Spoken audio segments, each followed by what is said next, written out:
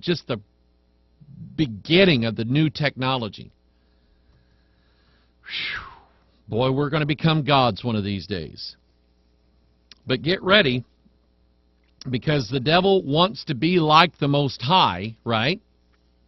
And the Most High sees everything. God sees everything and is aware of everybody, even counting the hairs on our head, which mine are diminishing. Counting the hairs on her head. God can do that. Lucifer cannot do that. He's got to have help. He's got to have a network so he can control everybody. DHS funds installation of white boxes. Strange new off-white boxes popping up in downtown Seattle use Wi-Fi networks that can record the last 1,000 locations of a person using their cell phone's MAC address. But the Department of Homeland Security, which funded the network to the tune of $2.7 million, has refused to address the nightmare privacy implications of a system that could lead to the permanent tracking of an entire city's population. You see, humans can't do it.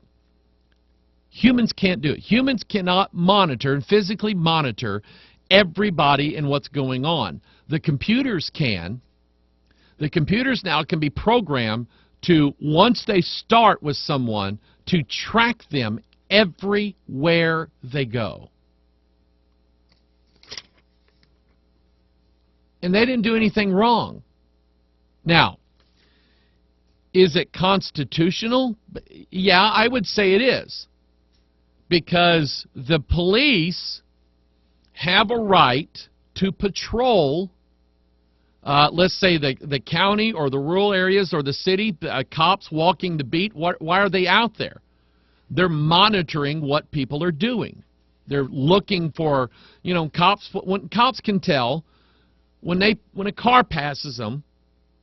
I drove by. Yes, this is so funny. People's body language tells everything. I drove by yesterday on the way to work, and a Hillsborough cop had pulled over somebody. And the cop walked up to the window, and the guy, you should have seen it. The guy in the van was leaned forward across the window with his arm up on the steering wheel, and he was kind of, let me see if I can illustrate it like this. He was leaning out the window with his arm up over the steering wheel like this. You know what he was doing? He was blocking the inside of that van. His mind knew that there was something in that van that he didn't want the officer to see. So instinctively, he covers up the inside of the van with his body. He doesn't want that. He's like telling the officer, who should be trained a little bit in the body language, he's telling the officer, I'm hiding something. Officer says, are you hiding something? No, I'm not hiding anything. Mind if I look in your van? Don't you need a warrant for that? That's clue number 2. It's clue number 2. Is it illegal? No, I don't think it is. Maybe I'm wrong. Is it leading to a police state? You betcha. A report by The Stranger, a weekly Seattle newspaper, exposes how the boxes, which are attached to utility poles and include vertical antennae, can track cell phones even if they're not connected to the system's Wi-Fi network. Aruba, the company that provided the boxes to the Seattle Police Department, brags in its technical literature about how the boxes can keep track of rogue or unassociated devices, in other words, your cell phone, even if you have refused to let the system access your device's Wi-Fi component. The user's guide for one of Aruba's recent software products states the wireless network has a wealth of information about unassociated and associated devices. That software includes, quote, a location engine that calculates. You know what? I'm going to stop right here. I learned something new this weekend. The Bible, I was studying traps and snares in the Bible. And the Bible uses the word jinn, G-I-N, okay, a jinn and a snare. And I looked up the word jinn, where it came from, and it came from the word engine, E-N-G-I-N-E. It's like a shortened version of the word engine, and the word engine basically is like an invented mechanical device of some kind. And that's what a jinn is. A jinn is like a mechanical trap that once your foot goes into it, it clamps down on you. And it's really interesting. I was just going through that in my mind, the word engine. The software includes a location engine that has the word jinn in it,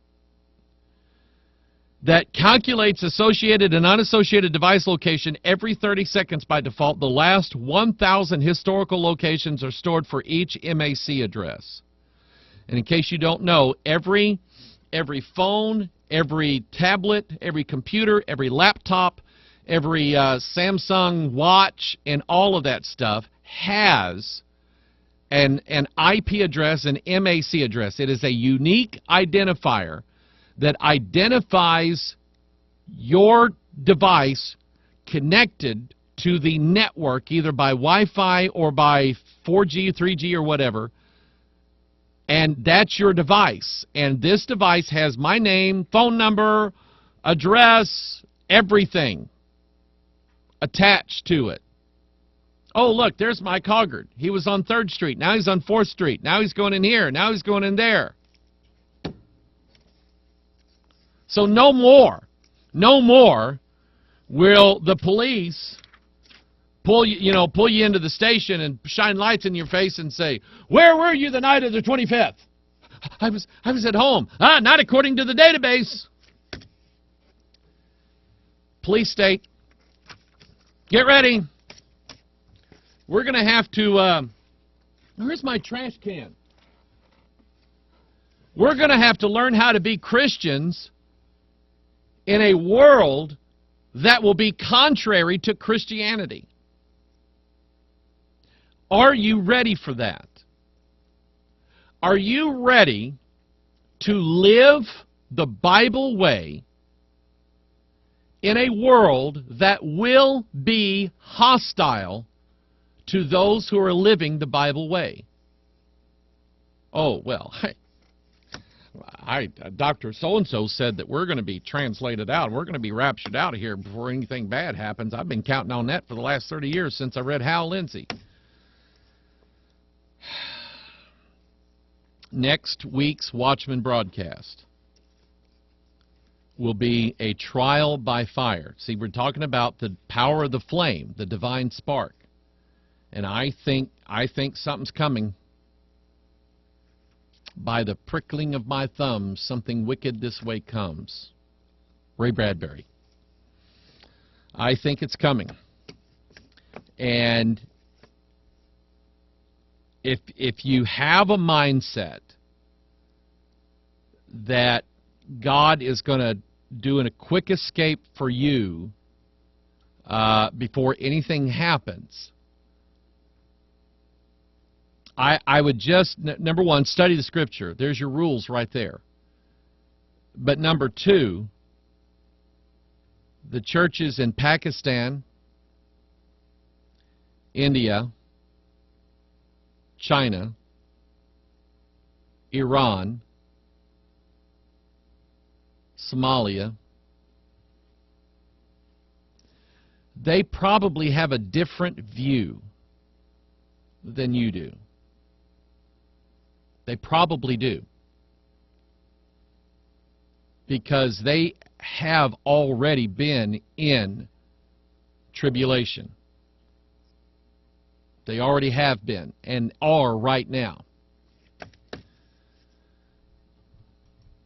The Wolverine. I need to see that movie.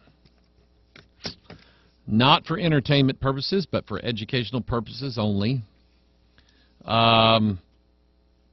When the Superman movie comes out on DVD, The Man of Steel, I'm going to go through it again and take some notes down. I'll probably talk about that here before too long.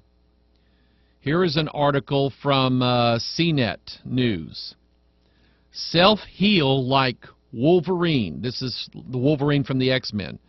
Gene discovery might hold clues. In a discovery by a Harvard researcher, a reactivated gene found in embryos helps mice regrow clipped parts of their ears and toes. Mice. That's interesting.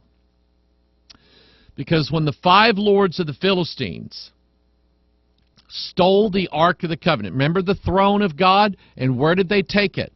To Dagon, because he wanted that throne. When they stole the throne of God, and it was killing everybody in their 5 cities. I keep saying this number 5. 5 lords of the Philistines in their 5 cities. They decided to send it back with 5 emerods and 5 golden mice on it. And some of the leading research in genetics is being done on mice. I don't know the connection yet, but it's interesting to me. If scientists can clone sheep, surely they can figure out a way to make our bodies heal themselves like Wolverine does. Wolverine basically is an immortal. He's a god. Can't die. Thanks to a curious accidental, which I don't believe in, discovery from Harvard Medical Research and Boston Children's Hospital, researcher George Daly, we may be closer than we previously thought.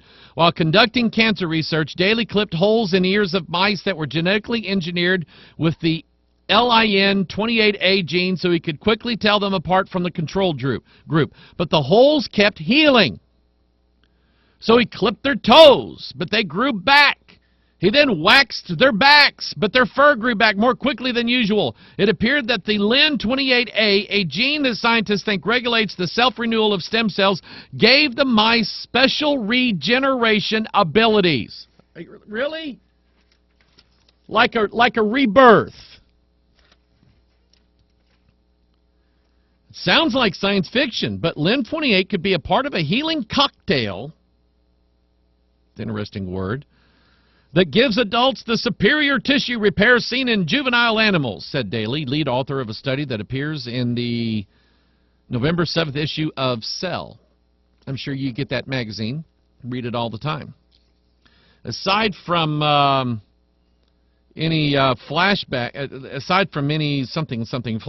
many of us might be having from this description, it's worth considering the scientific significance of Daly's accidental discovery. The team found they could replicate the healing abilities of the engineered mice. Engineered. So it's got the word "gen" in it. It's a trap. It's a trap, people.